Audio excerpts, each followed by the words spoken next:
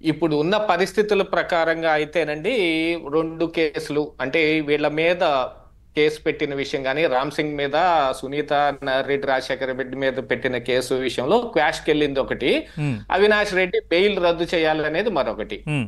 ఈ 2 అంశాల్ని చాలా ఆలస్యంగా ఇప్పుడు మళ్ళీ కోర్టులు తెరపైకి రావటం జరిగింది. అవును. ఎన్ని సంవత్సరాలుగా డిస్కస్ చేసుకుంటున్నాం సార్ ఈ అంశాలు మనం.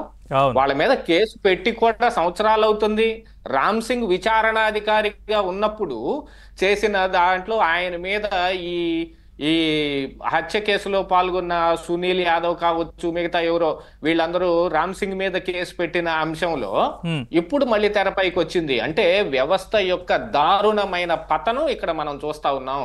అది మాత్రం ఖచ్చితంగా గుర్తించుకోవాల్సిందే. హ్మ్. ఎందుకంటే ఏ8 గా చేర్చబడ్డ అవినాష్ రెడ్డి అరెస్టు ప్రపంచానికి కూడా తెలియదు. ఆయన అరెస్ట్ జరిగింది, ఆయనకు బెయిల్ ఇచ్చారనే విషయం తరువాత కోర్టులో సిబిఐ వాళ్ళు ఇచ్చిన పిటిషన్ లో మెన్షన్ చేసినప్పుడు మాత్రమే తేలింది. కానీ కర్నూలులో జరిగిన హై డ్రామా మనందరం చూసాం. అవును. ఇదంతా వ్యవస్థ యొక్క పతనం. ఎంత లేట్ కావటానికి కారణం ఒక ఎన్నిక ముందు జరిగింది. అంటే 2019 ఎన్నిక ముందు జరిగిన అంశం హ్మ్. 2024 ఎన్నికల తరువాత కూడా ఇంకా కోర్టులో ఎక్కడ వేసిన గొంగళి అక్కడ ఉన్నట్టుగానే ఉంది. దీంట్లో ఏమాత్రం పురోగతి ఏమీ కనిపించటం లేదు. అంటే వ్యవస్థ యొక్క పతనం ఎంత ఎంత దారుణంగా జరిగిందనేది మనం ఇక్కడ అర్థం చేసుకోవాల్సిన అంశం. ఎందుకంటే ఇదే సుప్రీం కోర్టు ఆదేశించటం మూలాన సిబిఐ నుంచి ఒక సిట్ వేశారు. రామ్ సింగ్ విచారణాధికారిగా తొలగిస్తూ ఇంకొక సిట్టును వేశారు.